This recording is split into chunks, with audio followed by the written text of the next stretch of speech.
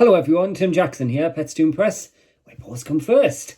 So my video request today is regarding a lovely dog who, whenever he sees other dogs, just gets a bit carried away. He greets every dog very, very excitably. He wants to play with every single dog he sees. The owners want to know how they can have more controlled meetings.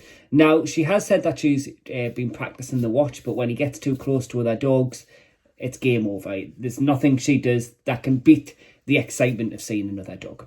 Now, personally, I am a massive fan of using the watch command, but you've got to do it right. So there's no point just saying, right, every time I see another dog, I'm going to go out and use the watch command, because it doesn't work like that. When it comes to teaching anything new, you need to start in areas of low distraction and build it up gradually. So in the message that the owner sent me, she said the park she goes to, unfortunately, there's so many off-lead dogs that do come running up to you and things like that. That's not going to be the best environment to practice this. You're going to have to practice maybe on street walks to begin with. That should be the end result. That should be where you go at the very end. Okay, that should be the top end of the distractions. Okay, so to begin with, what you need to do is you need to practice with the watch command indoors. So where there's basically just you and your dog. You need some extra high value treats, something that your dog's going to really, really want to work for.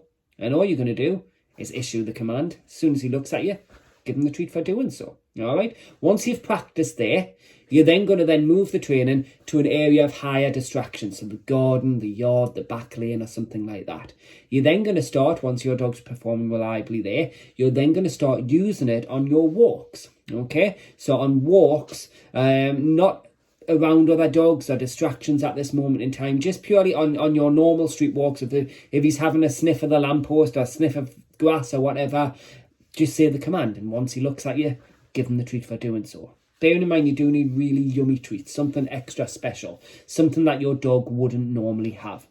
The idea is, over time, you're going to build up the level of distraction. So once you're able to do some street walks and the dogs perform great with that, every time you issue the command, he's looking at you, then what you're going to do is you're going to go somewhere where your dog's going to be able to see other dogs from a distance, but not at a position where he's going to react, shall we say, I don't want to say problematically, because he's just being a sociable boy, but he's displaying behaviours that we don't find acceptable. Okay, so what you would do is you would position him somewhere where he can see the dogs, but he's not really doing the launching, the excitement to want to go and get to them. Okay, and what you would do is every time he looks at that dog, you're going to issue the watch command. He's then going to look at you. He's then going to get a treat. If he looks back at the dog, watch. He looks at you. He gets his treat. Every time he looks at that dog, he should hear the watch command. He should then look at you and get his reward for doing so.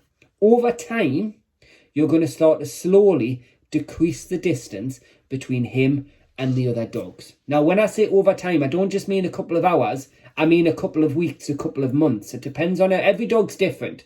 And I don't know how old the dog is, but if he's had plenty of opportunities to practice these excitement behaviours around other dogs, it's going to take you a little bit longer. Okay? Because the behaviour that he's displaying will be self-taught. He's learned it's fun to go and play with other dogs. If I display all these crazy body languages, it gets the other dog's attention. Okay? So it might take a little bit of time to actually be able to correct it. But the idea is, over time, you're going to slowly start to decrease the distance between him and the other dog.